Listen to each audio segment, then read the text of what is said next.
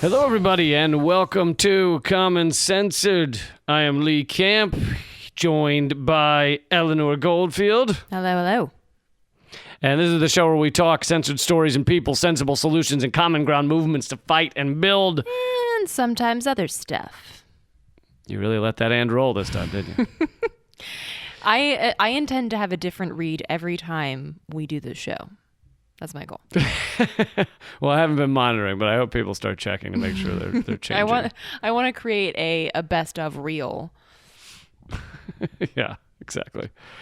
Well, welcome everybody, and we have a lot to talk about. It was a pretty bumpy ride this past week for a variety of reasons. We're going to get into, what happened in the UK elections, and of course we'll run through very quick the House impeachment articles, Congress and the Pentagon budget, the Afghanistan papers, lot of shit coming up. 5G health, we're going to try and get it all of that. All right, so to get started, let's talk about. I'm feeling like talking about Britain first. Let's deal with that first. So Corbyn ate it big time, and the Labour Party. Boris Johnson, the British version of Donald Trump, had a massive win. If you believe the vote is legitimate, which I think their vote is more legitimate than ours are. And now, I think that, there's a lot of kind of standard things that can be said that people probably already knew. There was a massive effort by the mainstream media in Britain to destroy and go after Jeremy Corbyn. He's basically, for those of you who haven't followed it at all, there's a lot of similarities between him and Bernie Sanders. Been at it for over 30 years, really seems to care about workers, and he's spoken out for Palestinian rights and things like that. Standing for things that are not popular in certain circles, definitely not popular with the mainstream media, not popular with the ruling elite, and yet he's been willing to stand up for those things.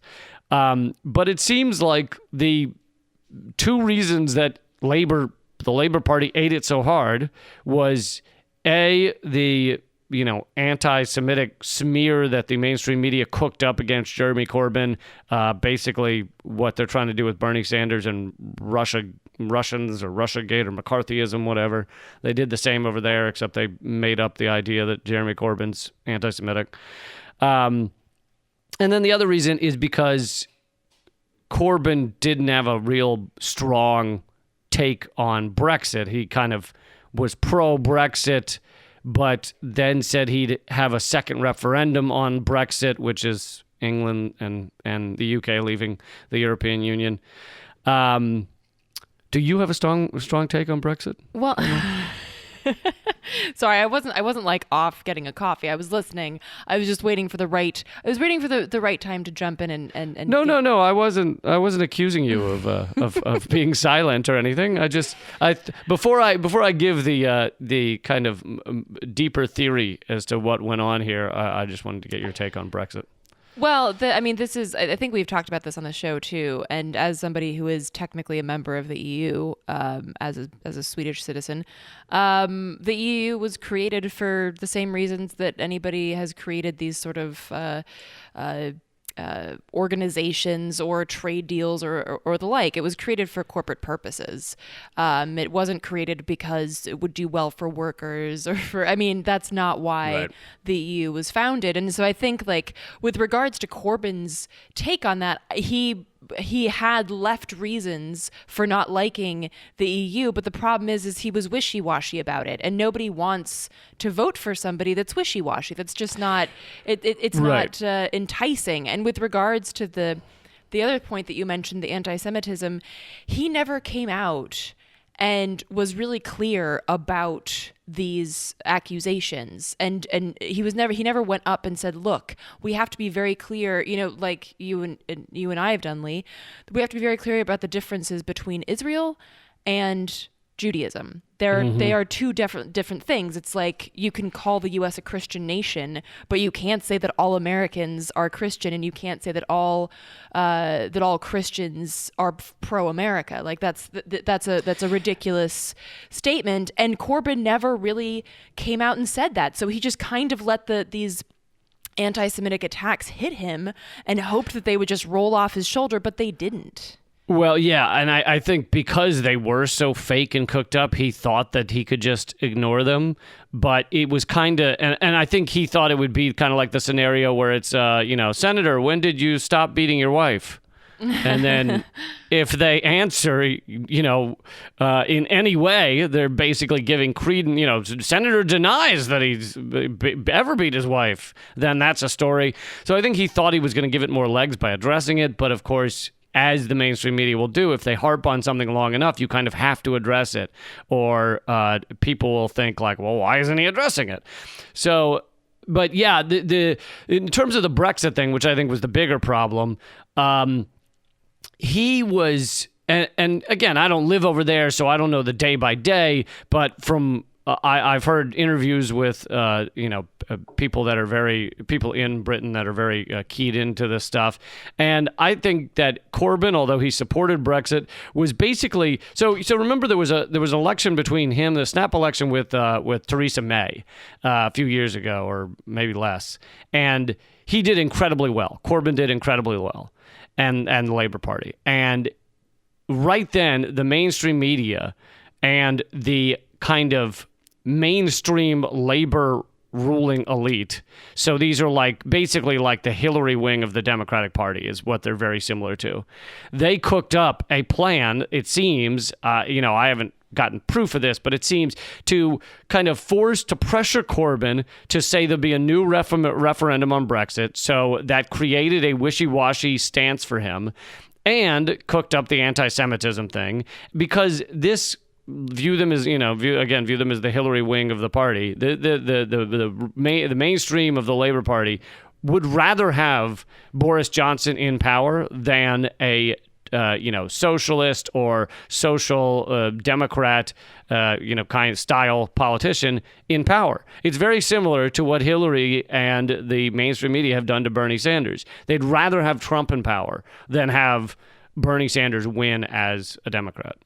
Yeah, absolutely. And I think the key, another key point that I've heard a couple of people talk about with regards to the whole the elections there is that Corbyn tried to find middle ground with the Tories and tried to put out an olive branch and tried to do things that in theory aren't bad, right? Because there's a lot of when we're building governments or even trying to figure out what's best to do in any given situation, you do have to come to the table with some diplomacy skills and some ability to compromise. But there are certain things that you don't compromise on, and there are certain things that you have to continuously say out loud and be very resolute about.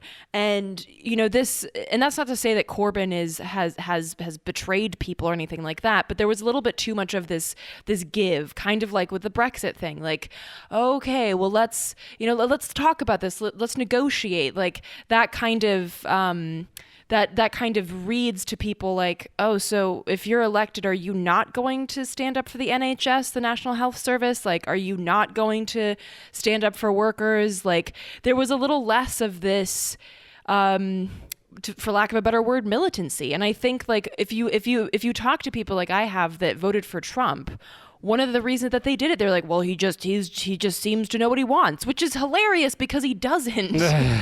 But the thing is he just has that sort of vibe, like, well, I'm gonna just say some shit and I mean it, and there's right. that sort of like vibe about him where he's like this, he's gonna strong arm his way to wherever he ends up, but he's gonna strong arm his way there. And the left, particularly like left politicians or progressive politicians, I should say, have a tendency to kind of be like, well, that's their opinion, and we're going to come to the table and see what happens. And it's like, that's not good enough.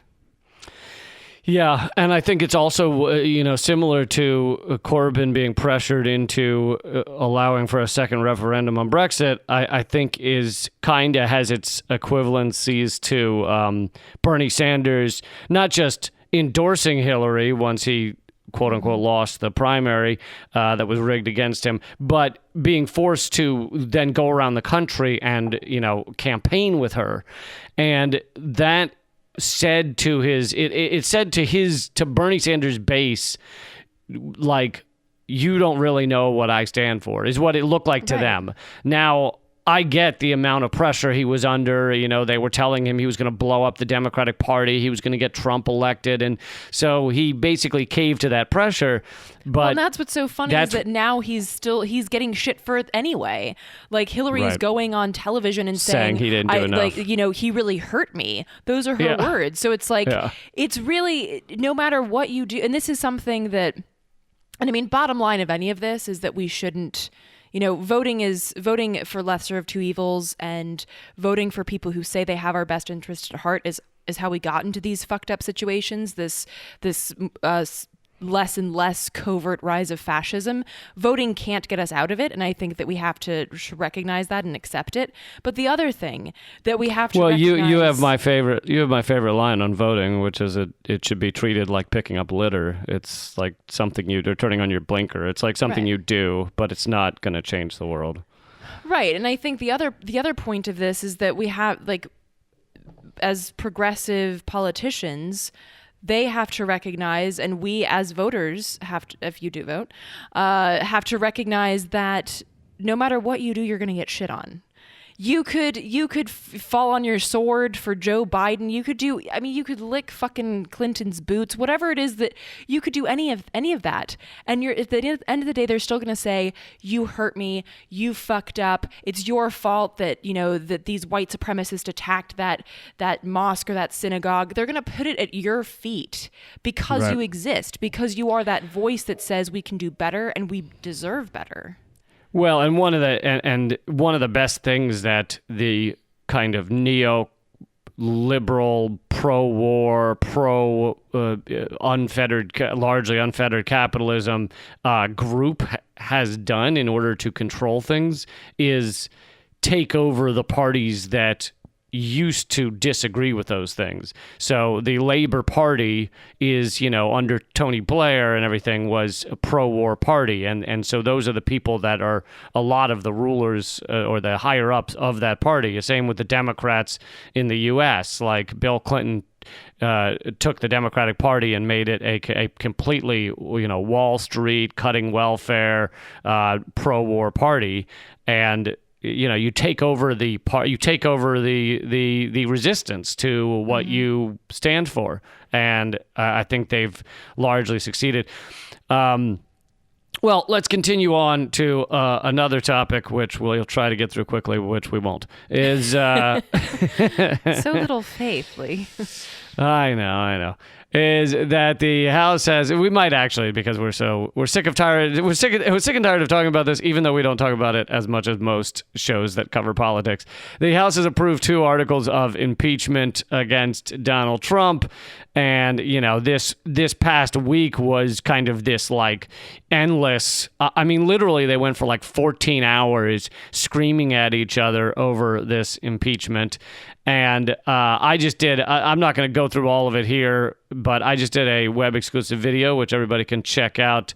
It is up at youtube.com/Moment of Clarity Show, and it will be on the other channel soon as well. But basically talking about the fact that I'm sure you and I have mentioned this on this podcast as well, that there's a million things Trump could be impeached for, that he should be impeached for. And the number one on my list is being a racist while perpetrating racist wars, obliterating black and brown people, our white supremacist foreign policy, while also saying racist things so that you can know exactly where he stands on being racist. So the war crimes would be number one in my book. But, of course, that's not what the Democrats are doing. Through their pearl clutching and 14 hours of oh, my God, the Constitution has been torn apart by this president, it all comes down to him withholding Javelin missiles from Ukraine for a few weeks because he wanted an investigation into, yes, his political rival, which is corrupt, but Joe Biden was genuinely doing something corrupt. Yeah, well, I mean, it's just like that, and I feel like I have a broken record because I keep saying this, but it's like, of all the things he could have been impeached for, even something as ridiculous as the emoluments clause, the fact that he's making money off of the seat of the presidency, even something as ridiculous as that. But no, I mean, or how about kids in cages and the immigration policy? A 7-year-old girl just died in a detention center of dehydration and exhaustion. Like, that's the US of A, and that is not something that they would ever impeach Trump for, because that's shit that they did under Obama. Some of the pictures that we see of kids in cages was during Obama's presidency. So it's like, that shit is not going to get a president impeached. But the fact that he had what basically amounts to, quite honestly, a fucking boring phone call, where of course he's going to ask for these things. That's what these phone calls are about. They're always about, what can you do for me as the president of the United States, the president of the superpower? What can you do for me? And that includes going after people I don't like and my ex-mistress or whatever the fuck it is. Like, well, and the one guy who was honest about it, Mick Mulvaney, who's a complete piece of human garbage, he went in front of the press corps and said, listen, we do this all the time, meaning the U.S. government, get used to it. And then he was forced to backtrack on that because the mainstream media lost their goddamn minds and said he just admitted to doing impeachable offenses or whatever. But the truth is, he was being honest that our U.S. governments do this shit all the time. Yeah. I mean, what the fuck is even just, putting sanctions on countries because they won't remove their leader? You're basically saying, remove your leader if you want medicine for dying children. Like, they're trying to make these deals all over the world. And yeah, it's totally revolting. But of course, that's what the Democrats are impeaching him for, because they don't want to impeach him for all the things that are common under the U.S. presidency. And speaking of that, it's a perfect segue to the fact that the Congress has just revealed our military budget. Speaking of things that both parties are partaking in and acting like they're not horrific, not something that we should be, vomiting in our boots about, which is what I do when I'm upset. That's why you have so many boots. If you want to, I have loads of boots. If you want to take it away on the budget. Sure. So, well, just before we dive into this, I just want to say one thing, because the holidays are coming up, and there will likely be the conversation of impeachment might come up over eggnog or whatever the fuck, and so I'd just be curious. Like, I find that instead of starting an argument, you can just ask a question. What do you think you'll get out of the impeachment proceedings? Just a simple question. If people are talking about it like it's an important thing to them, not if they're like, fuck this nonsense, but if they're actually seem like they think it'll do good things for them. Honestly, let me tell you what they think, and I because I want to hear your response, because I know you'll have a good one.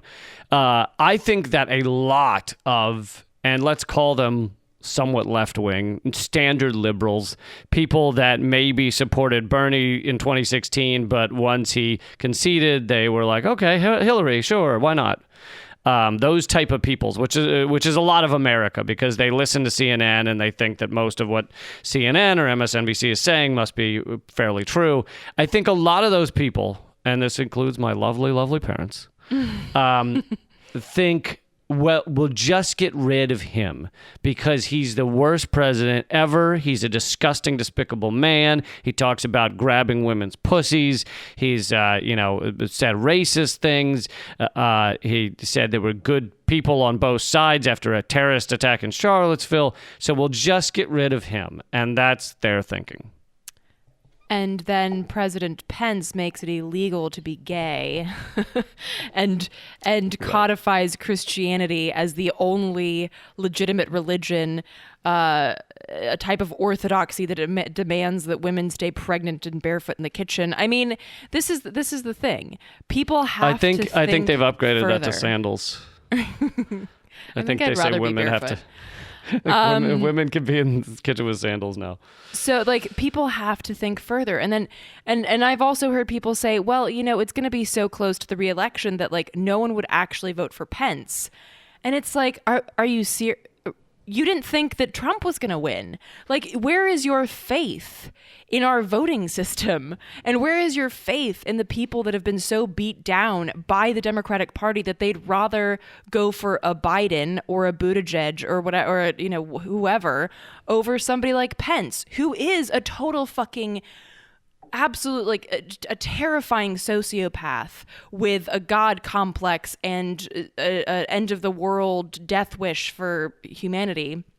But again, he is of the same kind of strong-arming ilk that people obviously fall for it because that's why he's vice president. So I think like people have to think further, not just to a President Pence, but just to, okay, well, hypothetically, let's say that it doesn't work. Let's say that it doesn't work. And do you honestly think that the Senate, Mitch McConnell has already said, he literally just came out and said that he was going to work with the White House on this whole impeachment hearing. So it's like, good luck there. Meanwhile, of course, they're going to drag Biden and the Democrats through the mud. They're going to love that.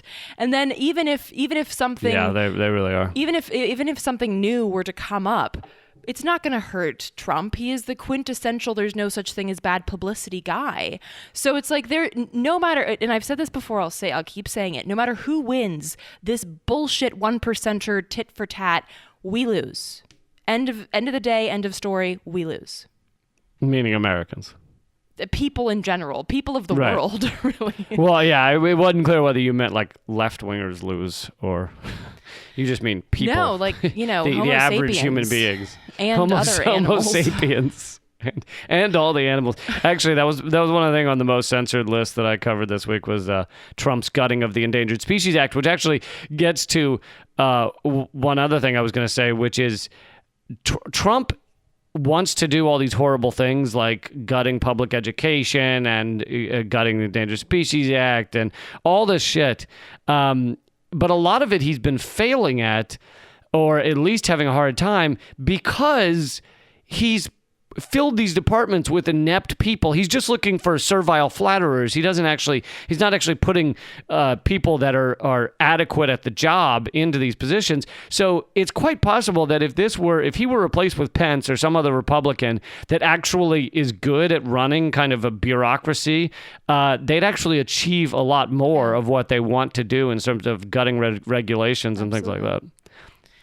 Absolutely. So getting to the military budget, which speaks to which speaks to how much our two-party system agree on. So I spoke about the military budget in a previous episode. Unfortunately, I was wrong because now it was $716 billion. Now it's going to be $738 billion. Well, and just to clarify, that's 716. So this is just a stated budget. That's 716 that the Trump administration asked for the Pentagon budget, and the House, run by Democrats, came back and said we would never give you 716. Take 738 billion. Here, take our money. Take more. Take far more. And to put this into perspective, I think you talked about this on your one of your episodes of Act Out recently. To put this into perspective, it would take 6 days of the Pentagon budget to give clean water to the world for a year. 6 days. And it would take I think you pointed out, it would take 3 days to completely cover all of the food stamps that were just cut. 5 years worth of food stamps. 700,000 people cut off food stamps. All of that is 3 days of the Pentagon budget. Yeah, or less than 3 days, really. It's the Pentagon budget amounts to some more than $13 billion a week. So that's almost $2 billion a day. I mean, it literally, you can't conceive of this amount of money. It's absurd. And And on top of this, there's also the issue that during negotiations about this budget with the Senate, the House, again, as you point out, Lee, the democratically controlled House, agreed to strike from the final provision, from the final point, a provision that would have suspended the sale of U.S. air-to-ground munitions to Saudi Arabia and the UAE for a year. AKA, they struck from this final budget any sort of protections for the Yemeni people continuing to undergo a genocide vis-a-vis Saudi Arabia, vis-a-vis the United States.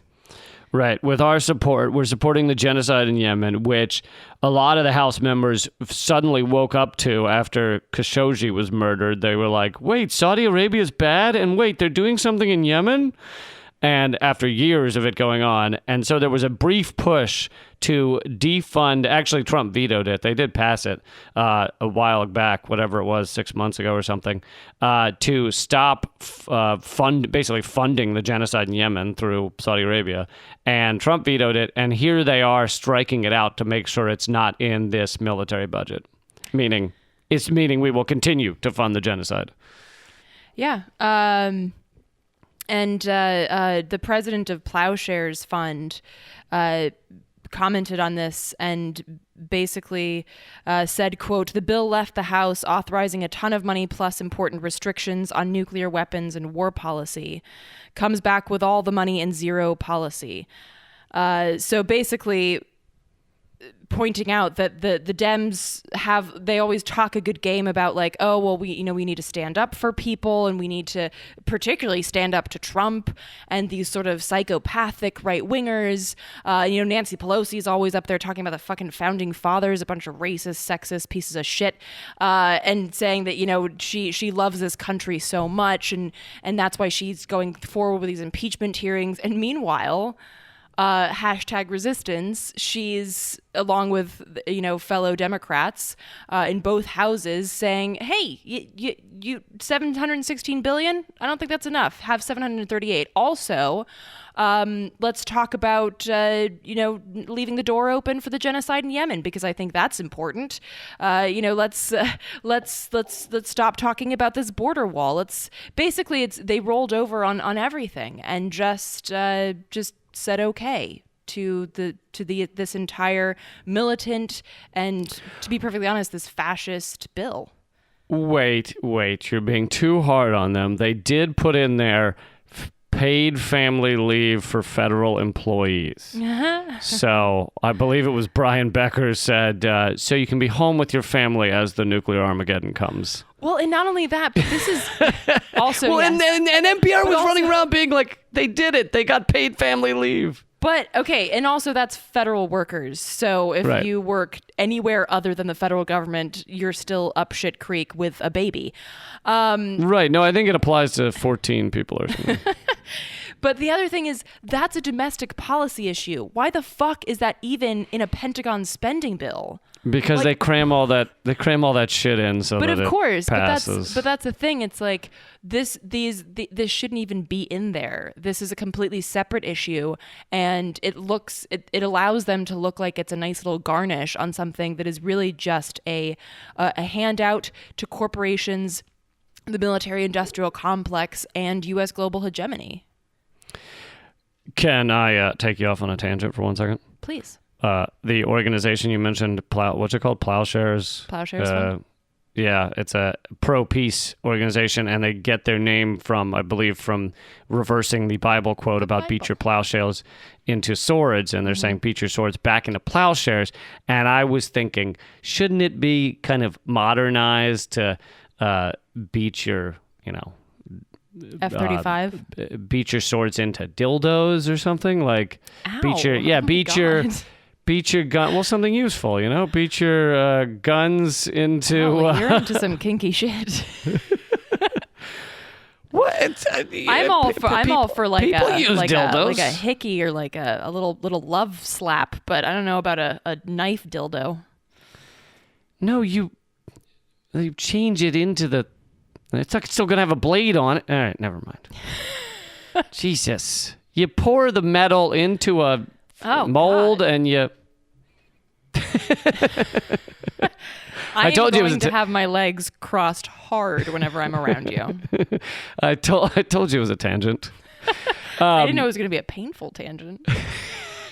I don't know. All right. You're the one who made it painful. I was. All right. But what was the other thing I was going to say? Oh, yeah. And in case you were wondering, so this is just the stated Pentagon budget, which I've always said we should call the organized mass murder machine. Yes. Because that's really what it is. There's no defense happening anywhere. No. There is no defense. Yeah, we went into the hills of Somalia to defend ourselves. Right.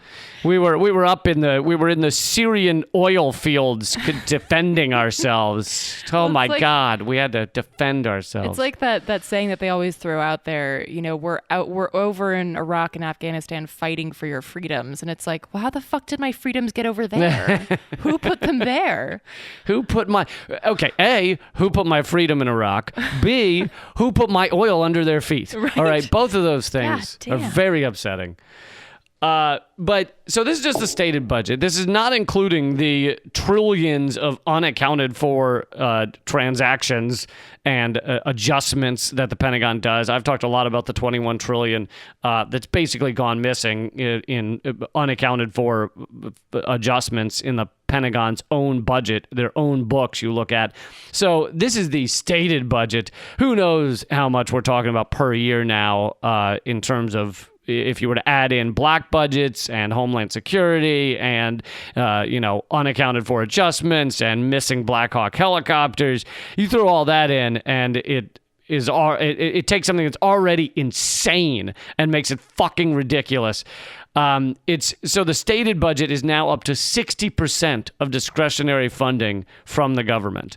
So you take all the other discretionary funding like housing programs and education and all these things, food stamps, all that stuff, and that's less than 40% of the remainder. So 60% goes to military. I don't really have I have so many comments about that I have no comments, if you know what I mean. Well, we can go on to the next topic, which is kind of the same topic, but this expose that has come out, it's, as I said on the show, it marks Washington Post's first legitimate reporting in over 10 years, so it's very exciting.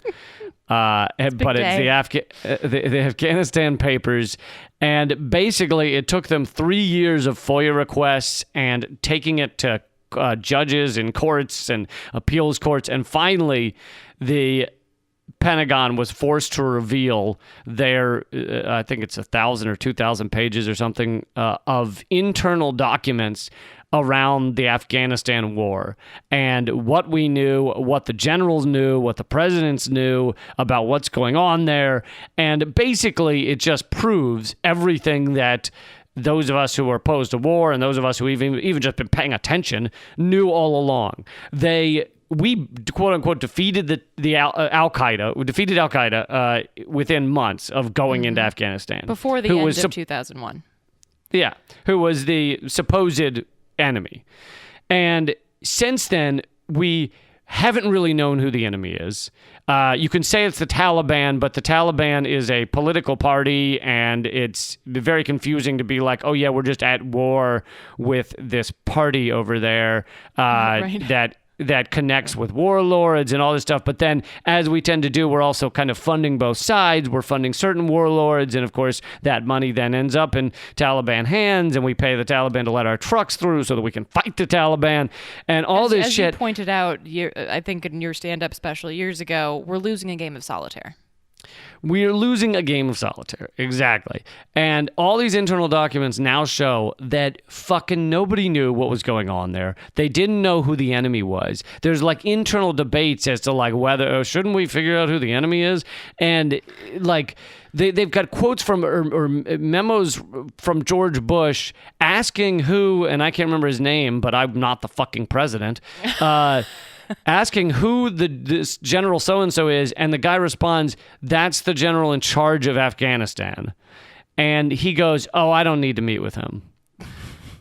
So this is the president of the United States, doesn't know the name of the general running the war in Afghanistan, and then also says, I don't feel like meeting with him today. I mean, and so people are rightfully outraged about this, but for you and me, Eleanor, and any anti-war activist, this is just everything we've been saying for years. Well, right, and I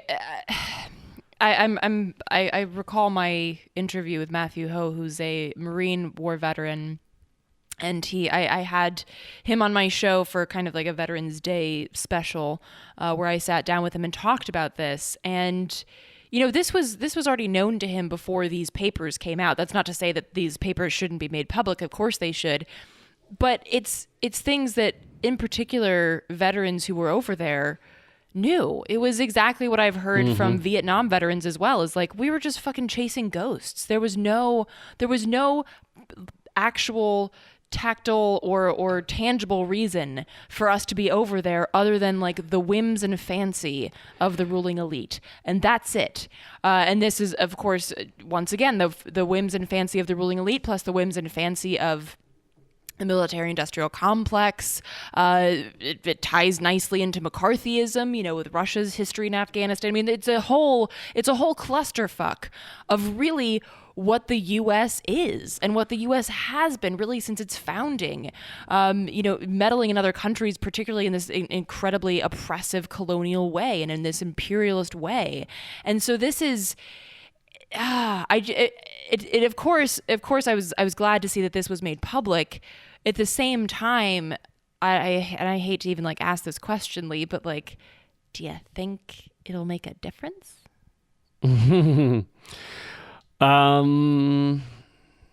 Probably not. Although, if you look at what happened with Vietnam after the leak of the Pentagon Papers, it did make a difference. But the difference the difference between these two is that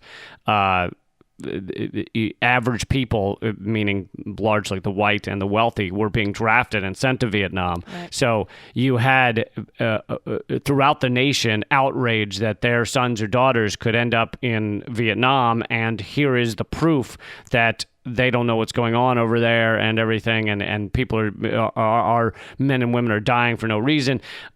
So really, this should lead to large-scale protests across the country. But now that we've made sure not to have a draft, so we've made sure it's just the poor and the destitute and the those who are unable to get an education and things like that, who have been tricked or sometimes not tricked, but into going over there. Now you're not going to largely see those protests, although I largely support that I 100% support that they should happen, but I don't think you're going to see them like during the Vietnam War. Well, I think the other thing is that, not to say that domestic policy was fucking perfect in the late 60s, early 70s, it was a hot mess, but these days, like, it feels like people are just so desperately trying to get by. It's like, for instance, if you talk to someone in rural North Carolina about the war, they don't care because they can barely fucking buy food, or they haven't been able to go to a doctor in 4 years. So that sucks that some the Afghan people are suffering, but my teeth are falling out of my fucking head. It's like, I feel like people in the US we're so busy, so tired reacting to things, trying to stop that next pipeline, trying to save what little health care or access to like reproductive rights we have left or whatever, watching the school to prison pipeline, police brutality. It's like, there's so many things pressing constantly right up in your face that the war things feels so much more remote, even though, of course, it's all intertwined in the same system, but it feels more remote than not having access to clean water. So I think that's the other problem, is that things have gotten so much, like, progressively so much more dire as the system continues to eat itself, that people feel like, well, I can only barely react to the shitstorm that's pummeling me every day, much less really put my energy behind a legitimate anti-war stance. Yeah, I mean, you never hear about the day-to-day in Afghanistan anymore. I mean, the war's been going for 18 years. It's the most you hear about our wars nowadays is like the little thing at the 7-Eleven cashier that says, do you want to donate 10 cents to the support a soldier fund or whatever, or the Jets flying over an NFL game at the beginning. Like that's that's how much we hear about what's going on in these countries, which is to say nothing. It's just support the troops, and it's completely meaningless. And one other thing I wanted to go back to was you were talking about what's on the ground in Afghanistan, and what enemy are we fighting there. And you hear these soldiers and Matthew Ho or Mike Preisner, but talk about like you're going like village to village, raiding people's homes. You walk in with guns in their faces. You tell the women and children to, lie down, and then you interrogate the men and try and figure out which one is the quote unquote terrorist or whatever, which might mean that they, fought with the Taliban against some U.S. troops. But here's the thing is like, if you lived in that village and Americans, when you've never been to America, you've never left Afghanistan, Americans showed up with guns and started threatening your, wives and kids and stuff. Like, what? I mean, you can see how there's not like an armed force. It's like villagers with guns, like that were. What do you expect to achieve? Right, and of course the bottom line that everybody has the right to community self-defense. And when you are going up against the greatest, not the greatest in terms of but the largest and most grotesque military that the world has ever seen that has invaded your country, that's called self-defense. I thought you meant greatest in terms of outfits, because they're pretty awesome. No, I'm with Eddie Izzard on this. I think that there's a severe lack of color and makeup in the military. Just saying. As he says, you have that nighttime look, but that's just a bit slapdash. One does want a hint of color. Right? I mean, come on. Maybe some glitter. I'm just saying. Although not glitter, because that pollutes the ocean, so now we're not using glitter anymore. But yeah, so I feel like, of course, there's a lack of an anti-war movement in the U.S., and I think that there are very powerful and legitimate reasons for that. I think the way to really address this is and I know I harp about this, but it's a connectivity of issues. Understanding, like you mentioned, Lee, that 60% of discretionary spending goes to the military. So yeah, fuck Flint and fuck preparing for climate disasters and everything else that you should be spending money on. Because and how these things feed into each other, even just something as simple as like the paradigm of military pride, right? How that feeds into this sort of toxic imperial colonialist paradigm that is then directly connected to the prison industrial complex, the idea of punishing people severely and disgustingly for something as simple as stealing some food because they were hungry, or beating somebody up because their own lives and their own childhood was so horrific that they don't know how else to deal with the pain. All of like so many things that tie into things that are directly associated with the military. Even something like reproductive rights, this idea that women are broodmares for the state. You have to create more little soldiers, and they have sandals now, though. As George Carlin said, we need live babies to make dead soldiers, and that's fucking morbid, but it's fucking true. And so I think like everything can be connected to each other, and I think it's so important that we recognize that and pull these issues together, so that while we're fighting for a woman's right to decide over her own body, we're also fighting for people around the world to have their own self-determination and get the U.S. military the fuck out of their space. And you want one more link is money in politics. The fact that these weapons contractors are so rich and so powerful, and that's where this money goes. That's where a lot of this spending goes, is to those contractors, to everyone linked into the gravy train that is the Pentagon. And they then fund the politicians so that they can win the elections easily, so that they can keep feeding money to them. It is a vicious cycle. Mm-hmm. Did you want to mention the European? Yes, I did. This was the other point that, while all of this is happening, and while we keep poking the bear that is nuclear war with Russia, a report came out that says that the U.S. Army is preparing for its biggest European deployment in years. And in case you're wondering, no, it's not another D-Day. We're not storming the beaches in Normandy. Really? I thought France needed our help. No, but that reminds me, I'm not going to get into that hilarious bit about storming the beaches. But anyway, so there's a deployment set for Europe in 2020, the biggest deployment of troops to Europe in 25 years. Some 20,000 troops are slated to take part in a massive force projection exercise at a time so that means like jumping jacks and shit, right? They're going to be doing jumping jacks on the Russian border. Like pull-ups and sit-ups. It's going to be like kind of like a flash mob situation. They all run out there with they all run out there with jump ropes. They're just armed with jump ropes.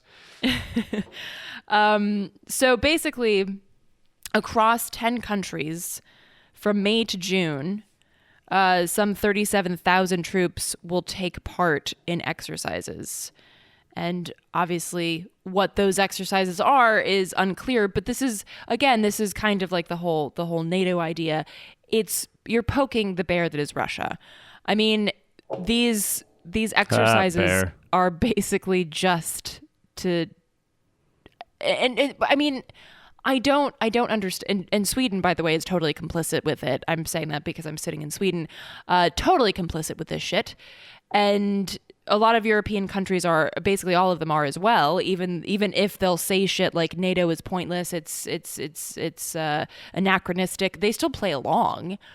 So instead of standing up to the U.S. and being like, you know what, this is bullshit. You guys are a bunch of fucking like sociopathic babies. We're not going to accept this. You're going to go back into the JCPOA with Iran. You're going to stop this bullshit economic warfare on a third of the world's population, which is how many people we are engaged in economic warfare against, and stop fucking with Russia. Leave them the hell alone. But instead, European countries are like, oh, do you want like a side of French wine with your military exercises? How can we make this more comfortable for you as the nuclear clock is, a millisecond to midnight? Yeah. We are getting very close to the nuclear end games. Some quick housekeeping real quick. We stay in business. The show keeps going because of you. We have no ads or corporate sponsors or anything. So patreon.com/commoncensored. And by the way, it is down at the moment because they claim that some image I used 6 months ago has a copyright violation or something.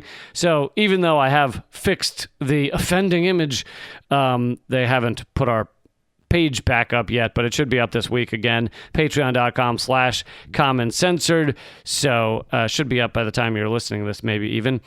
My book is out for pre-order, and it will ship soon. I think it ships in maybe mid-January. So if you order it now, you will get it in not long.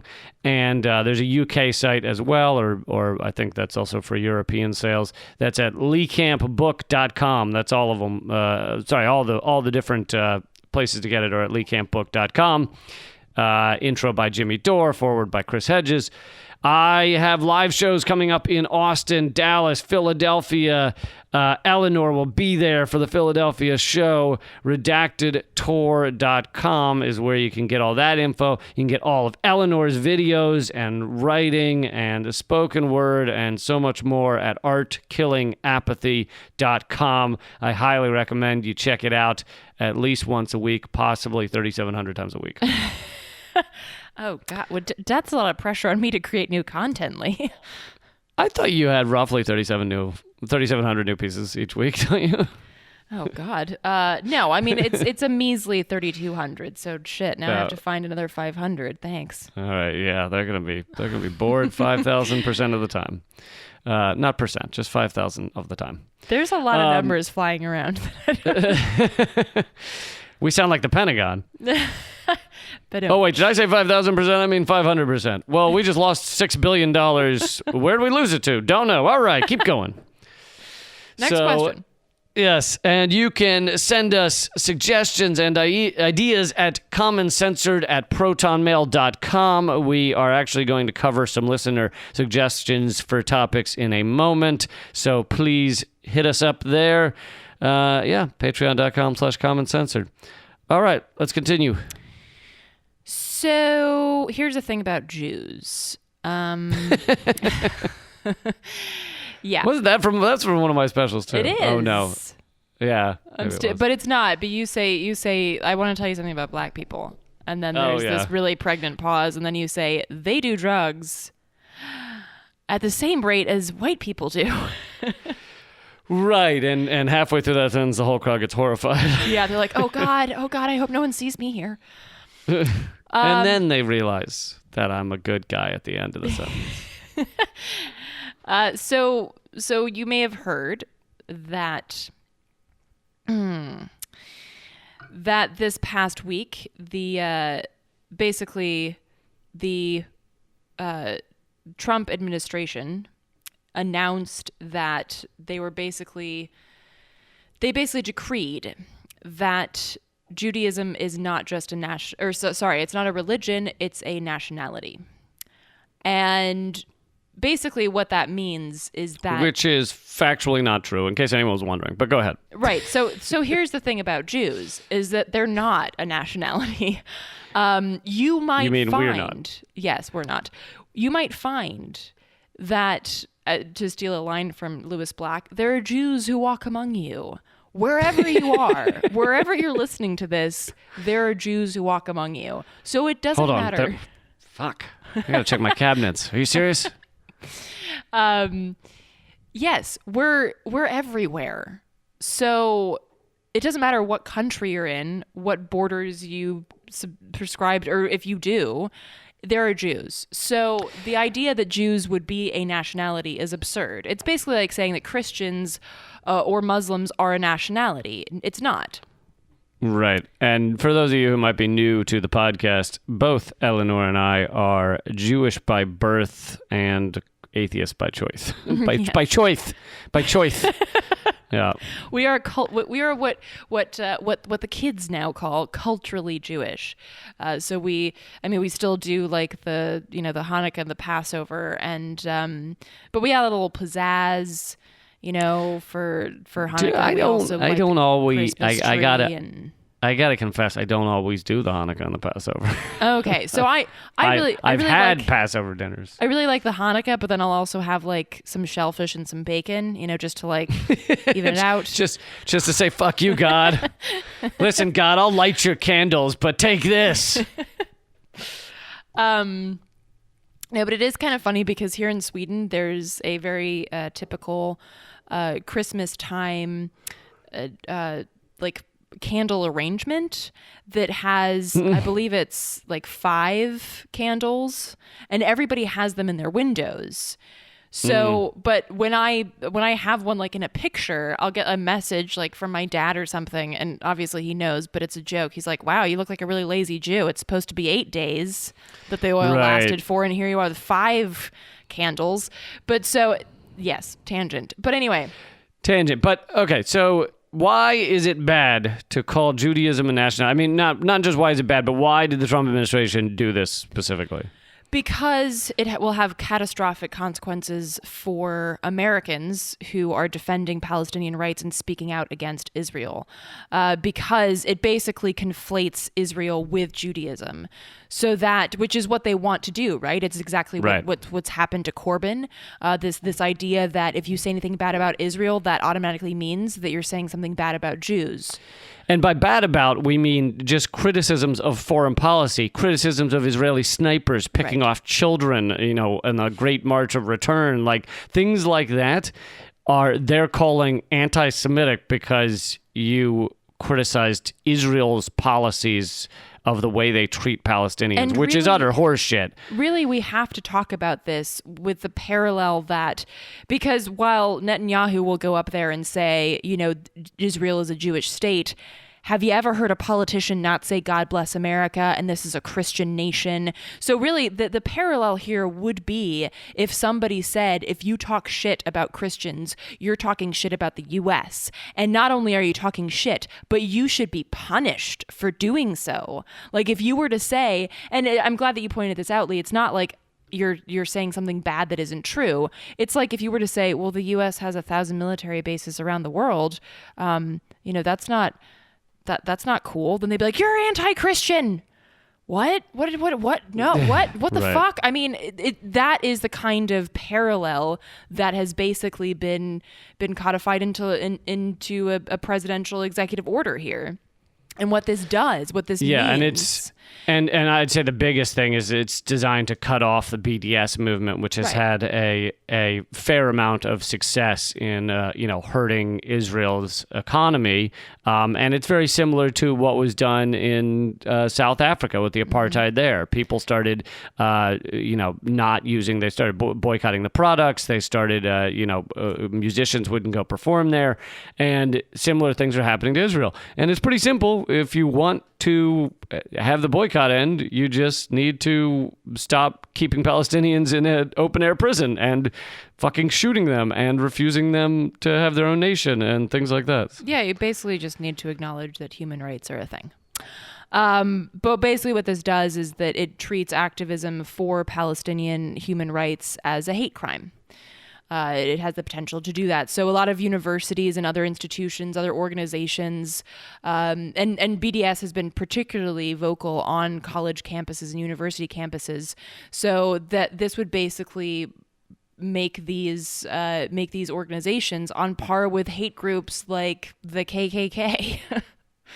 I mean, it's so ridiculous. And the idea that this is coming from Donald Trump, out and out racist, I'm sure he doesn't really deep inside have a positive view of Jews. This is a shitty human being. And the idea that he's like, we have to protect the poor Jews from anti-Semitism. It's just so fucking ridiculous. This is what's so amazing is that he gave a speech. I can't remember. So it was this past week, I believe it was the 8th or 9th of December. He legit said, you're brutal killers, not nice people at all, but you have to vote for me. You have no choice. Who did he say that about? Jews. He said Jews are brutal killers? No, he said, so basically he was at a Florida conference of the Israeli American Council, which is a major lobby group. And he quote says, you're brutal killers, not nice people at all, but you have to vote for me. So he's up there basically spewing shit that sounds like he got it out of Mein Kampf. And these and at the same time saying that speaking out against Israel is anti-Semitic. I mean, you couldn't fucking make this shit up. Incredible. And according to him, he also said that they would vote for him again to protect their wealth.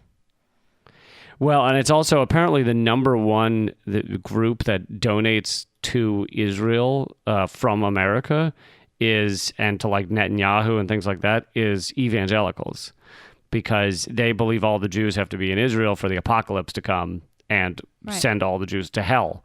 So they're hoping to help Israel out so Israel can do well so we can all go to hell. Yeah. No, I mean, it's really lovely, neighborly. So we'll go through a couple of quick listener responses that we've gotten recently at, what's the email again? Common Censored at Proton Mail. Common Censored at Proton Mail. I've only said it 9,600 times, so I don't remember it. One person wanted to remind us to talk about 5G health concerns, and I have done segments on my show, and in fact, this past week where I covered the top censored stories of 2019, according to Project Censored, one of them, which I discuss on the show, is 5G health concerns, and So here's the thing with 5G. 5G is it's the next generation of wireless, but it's going to connect the quote-unquote Internet of Things, and it's going to be far more powerful than our current wireless technology. And they will need to, and they've already begun, put up antennas throughout our societies because these the level of waves are, the radio frequency of the waves, or the frequency of the waves is shorter but stronger. They have to put up a lot more antennas, and so these things are going to be everywhere, and it's going to be pumped through all of us. And it's not necessarily that we're all going to instantly get brain tumors, but there's been very little to no testing by the large corporations that are putting this shit in to make sure this is safe. This is in the microwave level of wavelength, and it's the same wavelength that is used in the new military weapons that heat up protesters' skin so they feel like they're burning, and it makes protesters disperse because they feel like they're on fire when they're not. That is the same wavelength. And some testing, or a lot of testing, has been done, and a lot of scientists, and in fact, there's an article in Scientific American that you should read about this.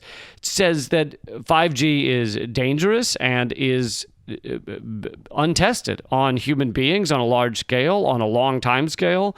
And furthermore, even if it doesn't hurt human beings, what's this going to do to like the navigational system of bees and birds and shit like that? And all of those things are stuff we should know before we put these antennas everywhere. And of course, the mainstream media, which is heavily funded by 5G tech companies such as Verizon, is running around saying, oh, crazy conspiracies, there's no harm to 5G.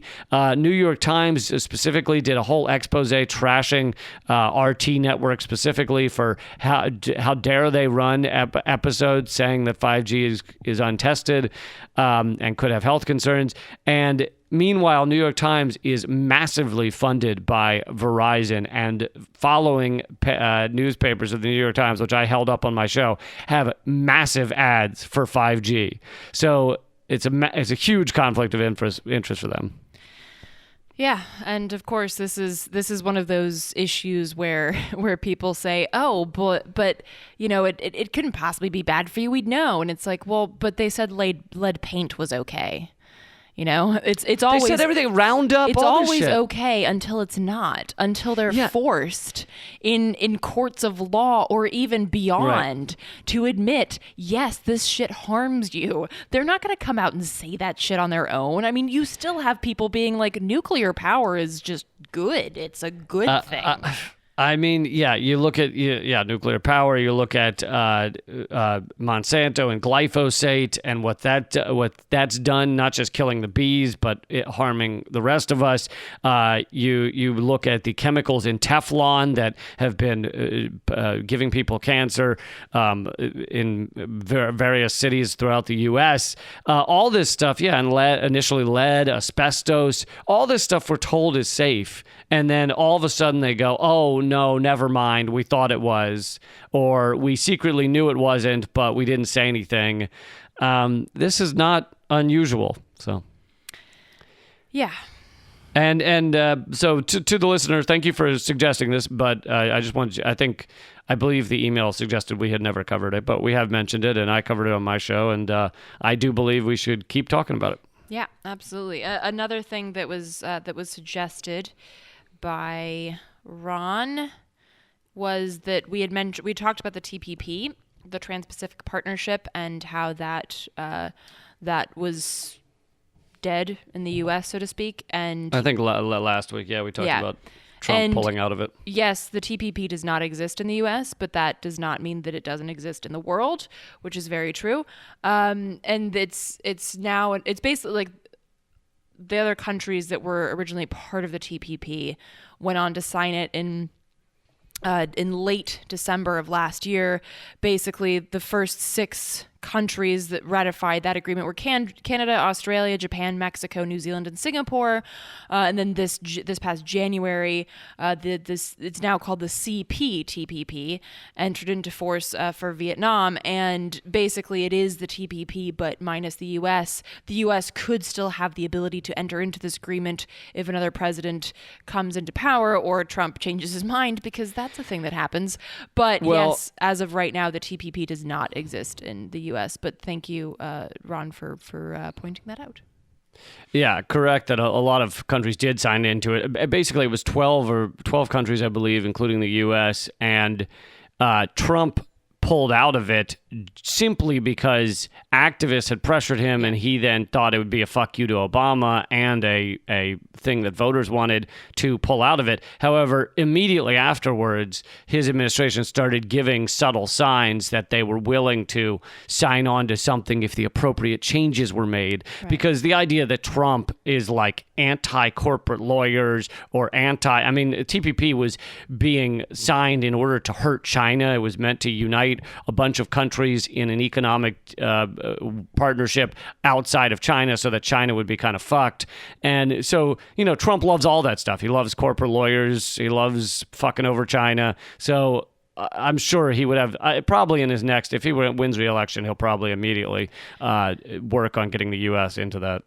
Well, and it's important to note, and I should have made this clear last week as well, but there's no such thing as a dead trade deal. Because technically, if and when the USMCA, the US-Mexico-Canada agreement that we talked about last week as well, if and when that goes through, technically it'll replace NAFTA, but it's not like NAFTA ever died. It just changed names. And even when a trade agreement dies or something, there's always another one that takes its place, or that one gets sent to another country or whatever. So right. We should never really talk about these things like they're dead. In fact, when we were organizing around the TPP in the US, one of the things that we kept talking about were these zombie trade deals. Mm-hmm. Because even when you kill them, even when you have somebody that says, no, we're not going to vote for it, yada, yada, yada, it still comes back somehow. So yes, I mean, that's definitely an important thing to note and to point out. And of course, even if a trade agreement isn't good in the U.S., for instance, when you're dealing with a country that has a trade agreement with a different country, that will affect your ability to everything from like paying workers to how things are exported and imported. So these trade agreements do affect the U.S. even if the U.S. isn't a part of them. And something I haven't heard mentioned is that this was the reason Trump is able to sign this new NAFTA 2.0, and Congress can't change a word of it and has to just give it an up or down vote, meaning they cannot go through it and say, we don't like that, we don't like this, is because that Congress forced through fast track power for the president, and fast track power lasts for 6 years. So they forced it through under Obama in his final year so that he could sign TPP without Congress having any input on it. And instead, you end up with Trump with that power for his entire first term. And so that's why they can't have a word of say on this trade deal other than up-down vote. So yet again, it's just the Democrats in the House and in the Senate giving a dictator's toolkit to Trump. Now, maybe the Republicans don't mind giving a dictator's toolkit to Trump, but the Democrats should have minded that they were giving a dictator's toolkit to the next president. Amen. All right, last thing, 1 minute embassy protector update. Yes, so the Embassy Protection Collective, which we've talked about on the show, if you'll recall, it happened earlier this year. Folks basically held space in the Venezuela embassy on behalf of the Venezuelan people and the Venezuelan democratically elected government to stand in the way of U.S. imperialism. And they have had several court dates. And the most recent one, which happened on December 13th, the Judge Howell, the chief judge of the U.S. District Court, denied the discovery motions, which were requested by the four embassy protects. Wow, I don't know why this sentence is so hard for me to say. This jackass judge, let me put it this way. Yeah, put it into your lingo and you'll be fine. God damn. This jackass This motherfucker denied discovery motions, which were requested by the embassy protectors. So basically what that means, and by the way, they face federal charges which are punishable by up to a year in prison and a $100,000 fine each. For being in a building that they were invited by the actual owners to be in. they're charged with being in a building they were supposed to be in. So basically what this means is that the judge's ruling means that the jury during the trial won't be allowed to consider the illegality of the Trump administration's recognition of Guaido as the president as opposed to Maduro. And basically, thus, the entire legal basis of the charges that these embassy protectors are facing. Because, of course, the whole reason that they were in the embassy to begin with is because they stood in opposition to the Trump administration just saying, hey, Venezuela has a new president because I said so. And if the defendants are not allowed to use that fact, then it looks like they were in a building for no fucking reason.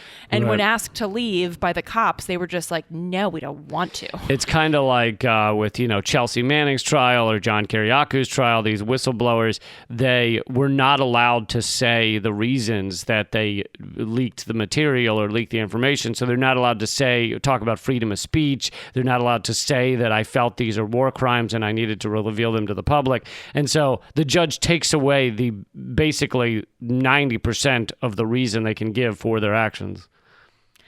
Yeah, and reading this on popularresistance.org, which is the two founders of Popular Resistance, Margaret Flowers and Kevin Zeese, are two of the four embassy protector defendants.